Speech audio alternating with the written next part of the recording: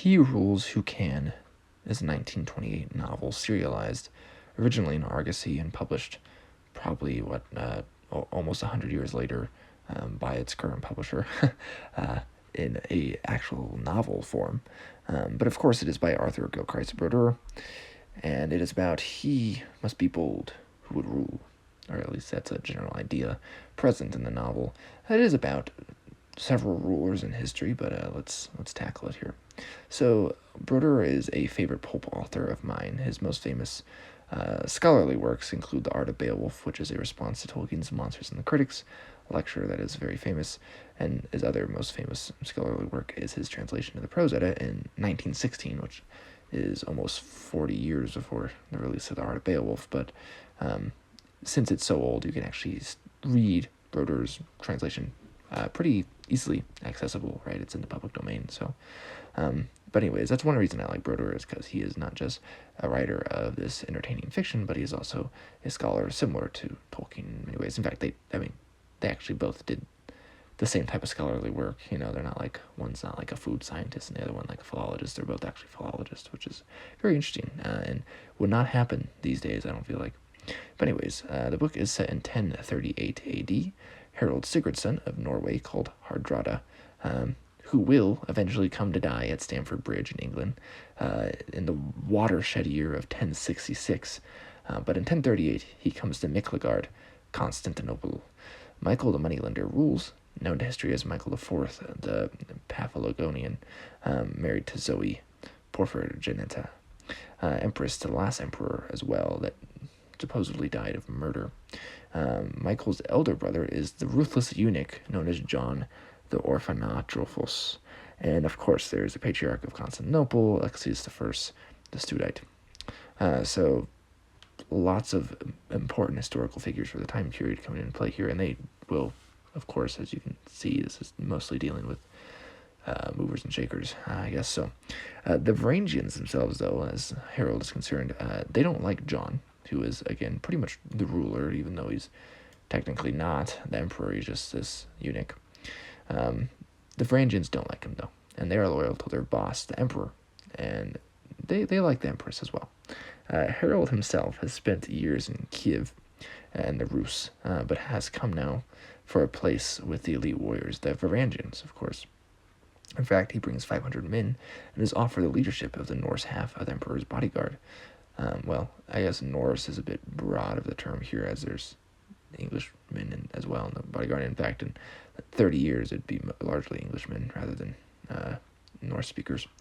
The other half, though, are young noble Greeks. They are the Immortals, this bodyguard led by Georgios. The Varangians are Christian. Not all are Norse. Again, for example, we have English character, late Anglo-Saxon period, for example.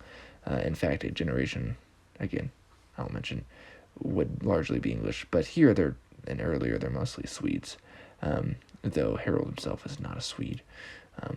There are also Russians, and there's Franks, of course, too. Brodeur provides surprising action that's bloody and fast and entertaining.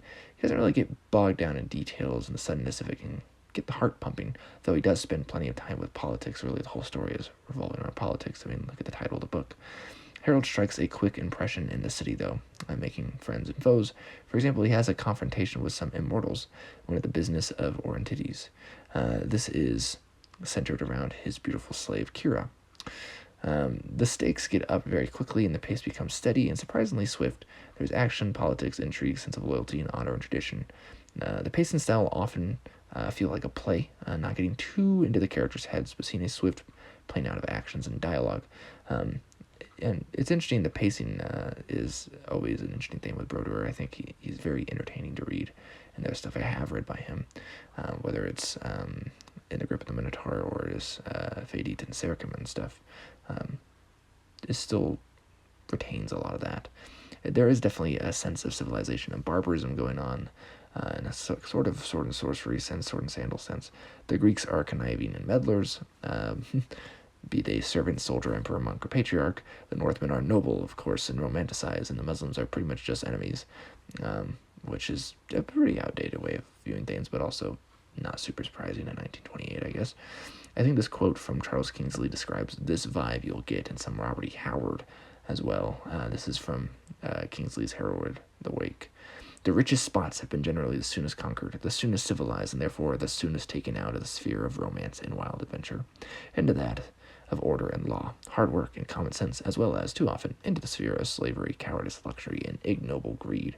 The lowland populations, for the same reasons, have been generally the first to deteriorate.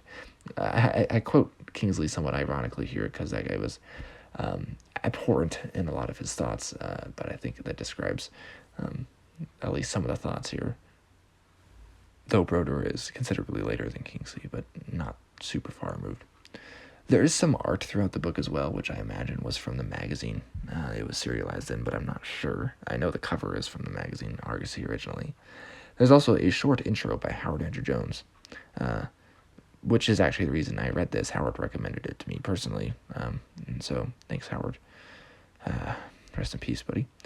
Overall, enjoyable historical adventure, though, with action intrigue. I would say, actually, is my least favorite thing I've read by Brodeur, which is interesting, but still very much worth the time. And if you're looking for something, and I mean, it'll be 100 years old in just a few years. So anyways, Liam from Liam's Lyceum.